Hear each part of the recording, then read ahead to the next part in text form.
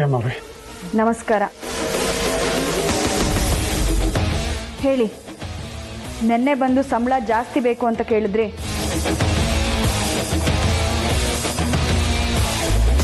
ಏನಕ್ಕೆ?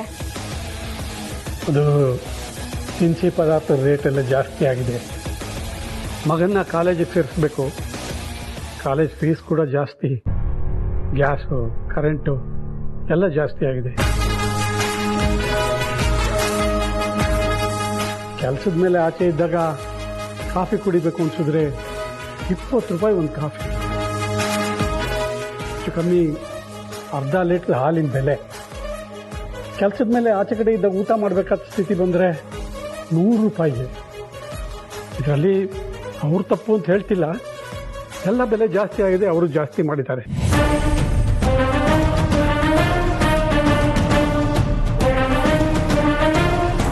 ಆದರೆ ಇದರ ಹೊಡೆತ ಮಾತ್ರ ನಮ್ಮಂಥ ಬಡವರಿಗೆ. ಅದಕ್ಕೆ ಸ್ವಲ್ಪ ಸಂಬಳ ಜಾಸ್ತಿ ಮಾಡಿದ್ರೆ ಅನುಕೂಲ ಆಗುತ್ತೆ. ನೀವು ಕಾರಣ ಕೇಳಿದ್ರಿ, ಹೇಳ್ದೆ. ತಪ್ಪು ಮಾತಾಡಿದ್ರೆ ಕ್ಷಮಿಸಿ ಅಮ್ಮವ್ರೆ.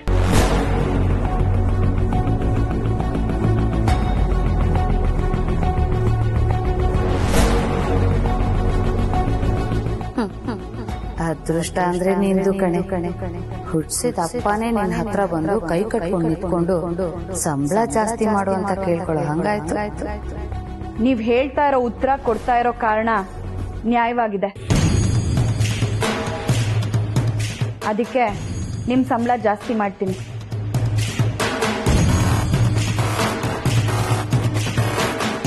ಆದ್ರೆ 5,000 ಆಗಲ್ಲ. ಸದ್ಯಕ್ಕೆ 2,000 ಜಾಸ್ತಿ ಮಾಡ್ತೀನಿ.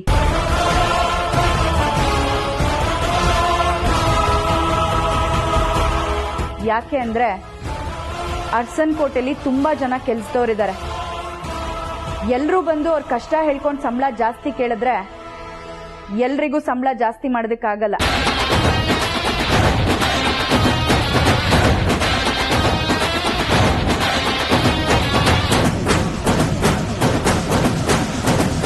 ಈಗ 2,000 ರೂಪಾಯಿ ಜಾಸ್ತಿ ಮಾಡ್ತೀನಿ. ಮುಂದೆ ನೋಡೋಣ.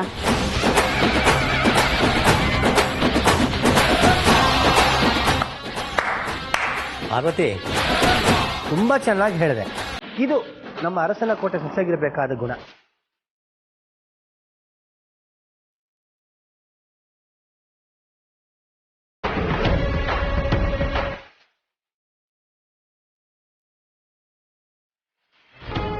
ಆಯ್ತು ಅಮ್ಮವ್ರೆ, ಹಾಗೆ ಆಗಲಿ.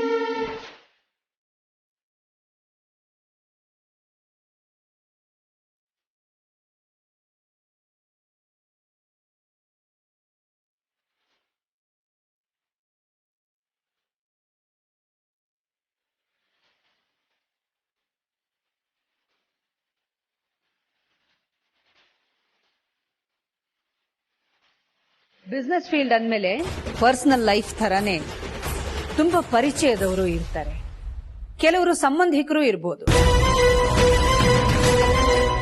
ಇವರು ನಮಗ್ ತುಂಬಾ ಬೇಕಾದವರು, ಹತ್ತಿರದವರು ಅನ್ನೋ ಕಾರಣಕ್ಕೆ ಅವ್ರು ಹೇಳಿದ್ದನ್ನೆಲ್ಲ ಕೇಳ್ತಾ ಹಾಗೆ ಮಾಡ್ತಾ ಹೋದ್ರೆ ಕೋಟಿಗಟ್ಲೆ ನಷ್ಟ ಆಗುವ ಸಾಧ್ಯತೆ ಇದೆ.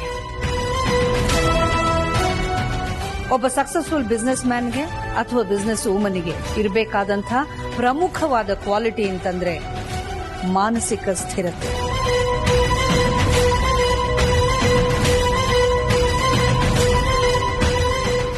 ಮೆಂಟಲ್ ಸ್ಟೆಬಿಲಿಟಿ ಅಥವಾ ಇಮೋಷನಲ್ ಸ್ಟೆಬಿಲಿಟಿ.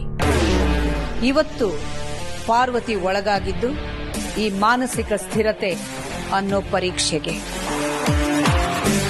ಹನುಮಂತು ಬಂದು ಕೇಳಿದ ತಕ್ಷಣ ಒಂದು ಕ್ಷಣ ಭಾವನಾತ್ಮಕವಾಗಿ ವಿಚಲಿತಳಾದ್ರೂ ಕೂಡ ಬಿಟ್ಕೊಡದೆ ಸಮಯ ಬೇಕು ಅಂತ ಕೇಳಿದ್ಲು. ಆ ಸಲಹೆ ಕೊಟ್ಟಿದ್ದು ಅವಳ ಗಂಡನೇ ಆದ್ರೂ ನಿರ್ಧಾರ ತಗೊಂಡಿದ್ದು ಮಾತ್ರ ಪಾರ್ವತಿ.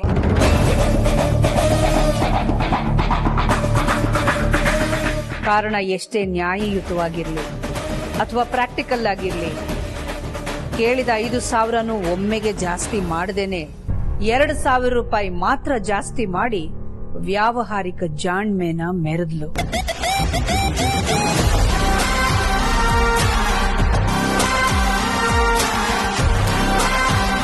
ಹಾಗಾಗಿ ಮಾನಸಿಕ ಸ್ಥಿರತೆ ಅನ್ನುವ ನನ್ನ ನಿರೀಕ್ಷೆಗಳ ಪರೀಕ್ಷೆಯಲ್ಲಿ ಪಾರ್ವತಿ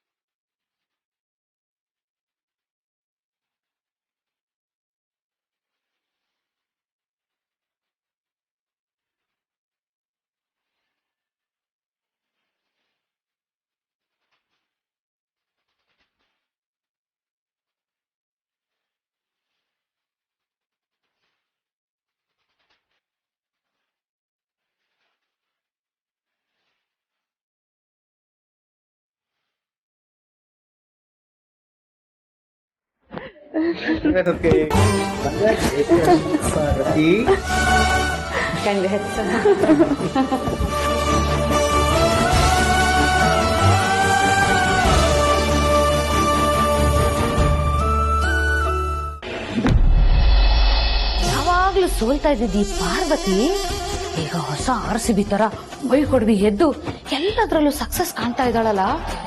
ಇವಳ ಸಕ್ಸಸ್ಸಿನ ಹಿಂದಿನ ಸ್ಟೋರಿನಾದ್ರೂ ಏನು? ಇವಳ ಹಿಂದೆ ಯಾರಿದ್ದಾರೆ? ಮೊನ್ನೆ ಅಕ್ಕನ ಕೈಲಿ ಹೊಡ್ಸಿದ್ಲು, ಆಚೆ ಮೊನ್ನೆ ಅವಳೇ ನನ್ ಕೆನ್ನೆಗೆ ಹೊಡೆದ್ಲು. ಒಂದು ವೇಳೆ ಏನಾದ್ರೂ ಅಕ್ಕ ಇವಳನ್ನ ಸೊಸೆ ಅಂತ ಒಪ್ಕೊಂಡ್ಬಿಟ್ರೆ ಆಮೇಲೆ ನನ್ ಗತಿ ಕೇರ್ ಆಫ್ ಪುಟ್ಪಾತೆ. ಅಮ್ಮ ಮಾಯಸಂದ್ರದ್ ಮಾರಮ್ಮ, ನಿಂದೇನಾದ್ರೂ ಹರಕೆ ಇದ್ರೆ ಕನ್ಸಲ್ ಬಂದು ದಯವಿಟ್ಟು ನನಗೆ ಆಜ್ಞೆ ಕೊಟ್ಬಿಡಮ್ಮ, ನಾಳೆನೆ ಬಂದು ತೀರಿಸ್ಬಿಡ್ತೀನಿ. ಈ ತರ ಮಾನಸಿಕ ಹಿಂಸೆ ಮಾತ್ರ ಕೊಡ್ಬೇಡ ತಾಯಿ. ಪಾರ್ವತಿ ಗೆಲ್ಲೋದನ್ನ ನನ್ ಕೈ ಸಹಿಸ್ಕೊಳಕ್ ಆಗ್ತಾ ಇಲ್ಲ. ಅಲ್ಲ ಫ್ರೆಂಡ್ಸ್, ನನ್ ರಾಶಿ ಪ್ರಕಾರ ಜಾತಕ ಚೆನ್ನಾಗೇ ಇದೆ, ಆದ್ರೂ ಯಾಕೆ ಎಡೋ ಬೀಳ್ತಾ ಇದ್ದೀನಿ? ಹೆಂಗೋ ಪಾರ್ವತಿಗೆ ಹೆಲ್ಪ್ ಮಾಡ್ತೀನಿ ಅಂತ ಡೌ ಕಚ್ಚಿದೀನಿ. ಅದನ್ನೇ ಕಂಟಿನ್ಯೂ ಮಾಡಿ ಅವಳು ಸೋಲಿನ ಸುಳಿಯಲ್ಲಿ ಸಿಕ್ಕಾಕೊಳ್ಳೋ ಹಾಗೆ ಮಾಡ್ತೀನಿ. ಆ ಸೋಲಿನ ಸುಳಿಯಲ್ಲಿ ಸಿಕ್ಕಾಕೊಂಡು ಆಚೆ ಬರೋಕ್ಕೂ ಆಗದೆ, ಅಲ್ಲೇ ಒತ್ತಾಡಕ್ಕೂ ಆಗದೆ, ಅವಳು ಸಾಯೋಕ್ಕೂ ಆಗದೆ, ಬದುಕೋಕ್ಕೂ ಆಗದೆ, ವಿಲವಿಲ ಅಂತ ಒದಾಡ್ತಿರ್ಬೇಕು, ನಾನು ಕಲಕಲ ಅಂತ ನಗ್ತಾ ಇರ್ಬೇಕು. ಅವಳು ಸೋಲು ನನ್ ಗೆಲುವು ಕಾಫಿ ಟೀ ತರ ಮಿಕ್ಸ್ ಆಗ್ಬಿಡುತ್ತೆ. ಈ ಸಲ RCB ತುಂಬಾ ಸ್ಟ್ರಾಂಗ್ ಆಗಿದೆ, ಕಪ್ಪು ಗೆಲ್ಲೋ ತಾಕತ್ತು ಬಂದಿದೆ. ಅದೇ ತರ ಯಾವಾಗ್ಲೂ ಸೋರ್ತಿದ್ದ ಪಾರ್ವತಿ ಈ ಸಲ ಫುಲ್ಲು ಸ್ಟ್ರಾಂಗ್ ಆಗಿದ್ದಾಳೆ. ಅದೇ ಸ್ಟ್ರಾಂಗ್ ಮೂಡಲ್ಲಿ ಅವಳೇನಾದ್ರೂ ಈ ಟಾಸ್ಕ್ ನ ಗೆದ್ದು ಬಿಟ್ರೆ ನೋವೇ, ಚಾನ್ಸೇ ಇಲ್ಲ. ಹಾಗಾಗ್ಬಾರ್ದು. ಅವಳಿಗೆ ಇಲ್ಲಿರೋರೆಲ್ಲರೂ ಸಪೋರ್ಟು ಇದೆ, ಆದ್ರೆ ನನಗೆ ನನ್ನ ಯೋಚನೆನೇ ಸಪೋರ್ಟ್, ನನ್ನ ನಾಲ್ಗೆನೇ ನನಗೆ ಫ್ರೆಂಡ್, ನನ್ನ ಮಾತೇ ನನಗೆ ಬಂಡವಾಳ. ಅಖಿಲಕ್ಕನ್ ಮನ್ಸನ್ನ ಕೆಡಿಸಿ ಆ ಪಾರ್ವತಿ ಬಗ್ಗೆ ಚೆನ್ನಾಗಿ ಫಿಟ್ಟಿಂಗ್ ಇಟ್ಟು ನನ್ನ ಬತ್ತಳಿಕೆಯಲ್ಲಿರೋ ಅಸ್ತ್ರಗಳನ್ನೆಲ್ಲ ಬಳಸಿ ಕಪ್ಪು ಗೆಲ್ಬೇಕು ಅಂತ ಕನಸು ಕಾಣ್ತಾ ಇರೋ ಆ ಪಾರ್ವತಿ ಕೈಗೆ ಚಿಪ್ಪು ಕೊಡ್ಲಿಲ್ಲ, ನನ್ನ ಹೆಸರು ದೌಲತ್ ದಾಮಿನಿನೇ ಅಲ್ಲ. ಈಗ ಮಜಾ ಬರ್ತಾ ಇದೆ.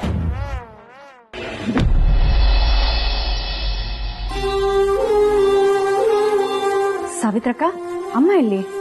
ತರಕಾರಿ ತರೋದಕ್ಕೆ ಮಾರ್ಕೆಟ್ಗೆ ಹೋಗಿದ್ದಾರೆ. ಏನು, ಅಮ್ಮ ಒಬ್ರೆ ತರಕಾರಿ ತರೋದಕ್ಕೆ ಮಾರ್ಕೆಟ್ಗೆ ಹೋದ್ರಾ? ಓ, ಏನ್ ಸಾವಿತ್ರಕ್ಕ ನೀನು ಬಾನುನೋ ಭಾಗ್ಯನೋ ಯಾರಾದ್ರೂ ಹೋಗ್ಬೋದಿತ್ತು ತಾನೆ, ಅಮ್ಮ ನಿನಗೆ ಕಳಿಸ್ದೆ?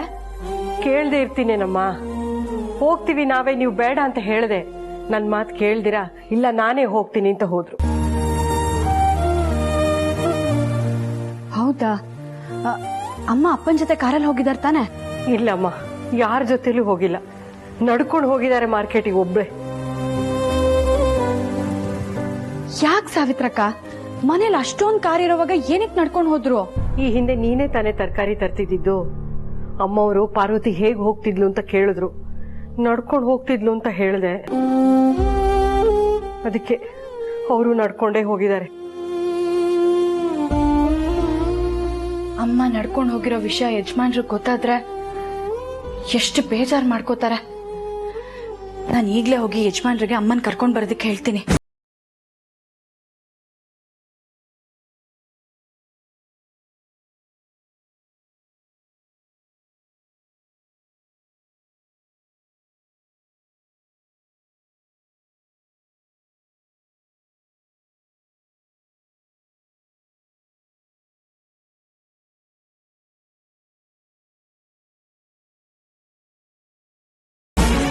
ಅಮ್ಮ, ಏನಾದ್ರೂ ಬೇಕಿತ್ತಾ?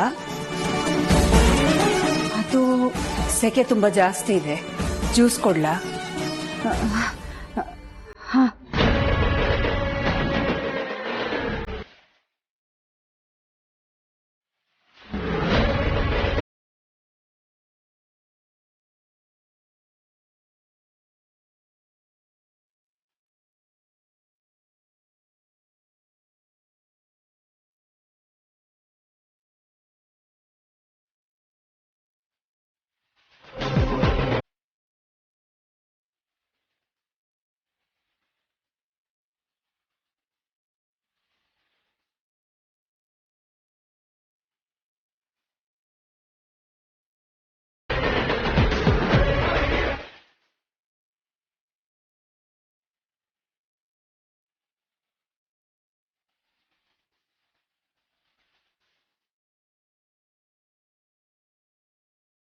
ಜ್ಯೂಸ್ ತಗೊಳ್ಳಿ.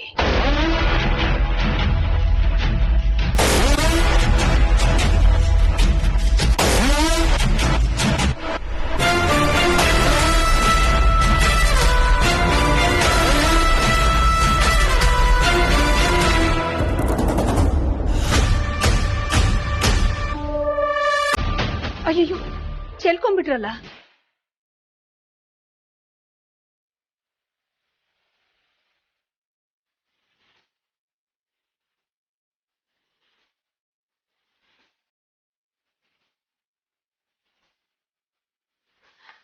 ಅಯ್ಯೋ ಅಮ್ಮ, ಏನ್ ಮಾಡ್ತಾ ಇದ್ದೀರಾ? ಎತ್ತೇಳಿ ಮೇಲೆ.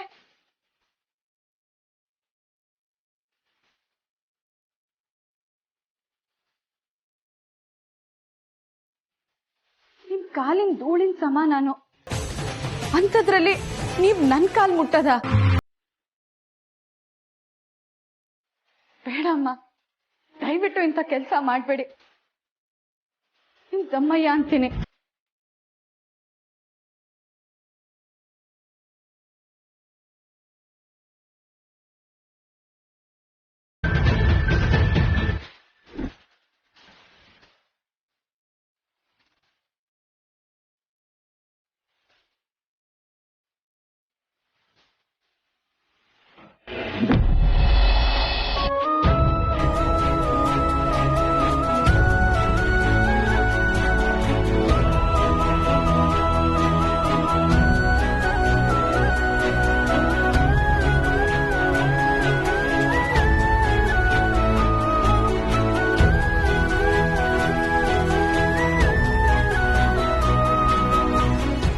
ನಾನ್ ನಡ್ಕೊಂಡು ಹೋಗಿ ತರಕಾರಿ ತರ್ತಿದ್ದೆ ಅಂತ ಅಮ್ಮ ಬಿಸಿಲಲ್ಲಿ ಅಷ್ಟು ದೂರ ನಡ್ಕೊಂಡು ಹೋಗಿ ತರಕಾರಿ ತಂದಿದಾರಲ್ಲ, ನೆನೆಸ್ಕೊಂಡ್ರೆ ಸಂಕಟ ಆಗ್ತಾ ಇದೆ.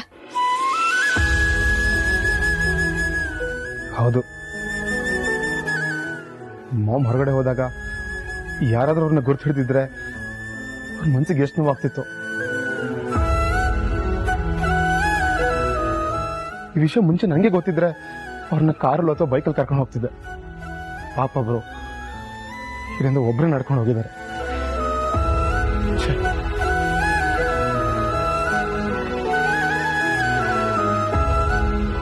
ಪಾಪ ಅಮ್ಮ ನಡ್ಕೊಂಡು ಹೋಗಿದ್ದಕ್ಕೆ ಎಷ್ಟು ಬೇಜಾರು ಮಾಡ್ಕೊಂಡಿದ್ದಾರೆ ನೋಡಿ.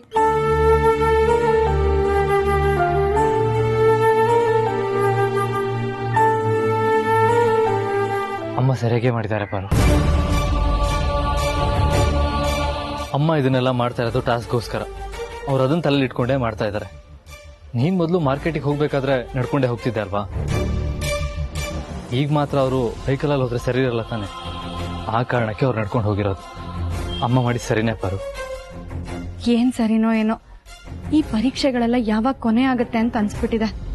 ಅದು ಅಷ್ಟು ಸುಲಭವಾಗಿ ಮುಗಿಯಲ್ಲ ಪಾರು. ಮುಗಿಬೇಕು ಅಂದ್ರೆ ನೀನು ಟಾಸ್ಕ್ ಅಲ್ಲಿ ಗೆಲ್ಲೇಬೇಕು.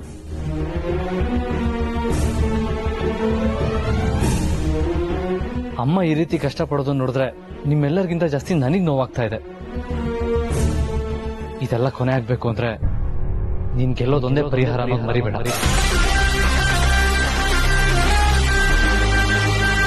ಅಮ್ಮ ನಿನ್ನ ಸೊಸೆ ಅಂತ ಒಪ್ಕೋಬೇಕು, ಅದೇ ನನ್ನ ಆಸೆ. ಅಲ್ಲಿವರೆಗೂ ನೀನು ಗೆಲ್ಲೋದ್ರ ಕಡೆ ಮಾತ್ರ ಗಮನ ಕೊಡಬೇಕು.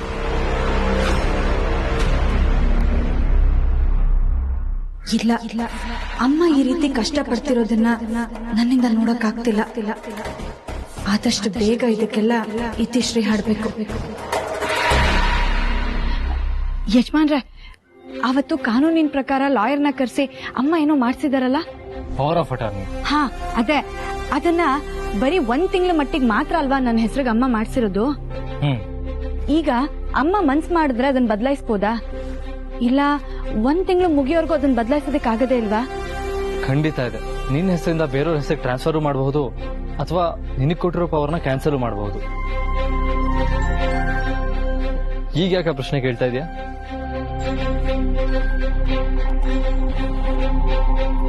ಬರು ಎಲ್ಲಿ ಹೋಗ್ತಾ ಇದೆಯಾ?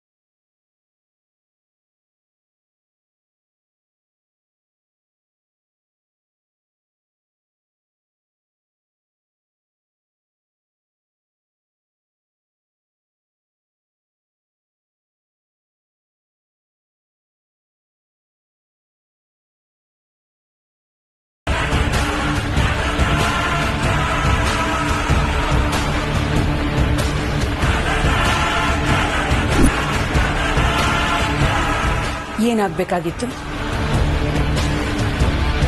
ಇವತ್ತೇನ್ ಅಡ್ಗೆ ಮಾಡ್ತಾ ಇದ್ದೀರಾ? ಅನ್ನ, ಮಜ್ಜಿಗೆ ಹುಳಿ, ಸಾರು ಮಾಡ್ತಾ ಇದ್ದೀನಿ. ಯಾರನ್ನ ಕೇಳಿ ಮಾಡ್ತಾ ಇದ್ದೀರಾ?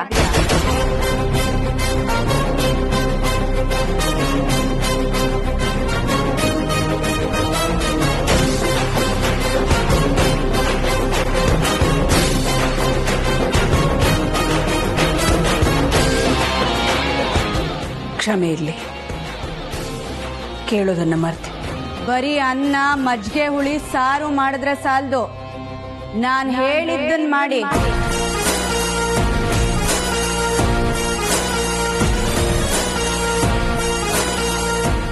ಆಗ್ಬಹುದು. ನನ್ನ ಯಜಮಾನ್ರಿಗೆ ಮಜ್ಜಿಗೆ ಹುಳಿ ಅಂದ್ರೆ ಆಗಲ್ಲ, ಅದನ್ನ ಮಾಡಬೇಡಿ.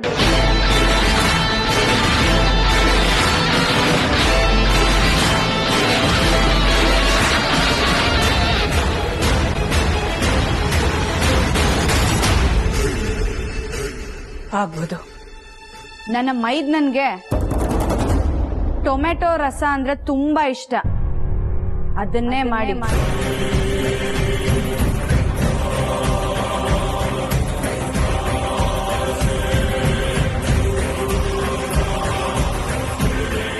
ಹಾಗೆ ಜನನಿಯವ್ರಿಗೆ ಸಿಹಿ ಅಂದ್ರೆ ಇಷ್ಟ, ಏನಾದ್ರೂ ಸಿಹಿ ಮಾಡಿ. ನನ್ ಚಿಕ್ಕ ಮಾವನವ್ರಿಗೆ ಕಾಳಿನ ಪಲ್ಯ ಅಂದ್ರೆ ತುಂಬಾ ಇಷ್ಟ, ನೆಂಚ್ಕೊಳ್ಳೋದಕ್ಕೆ ಅದನ್ನೇ ಮಾಡಿ.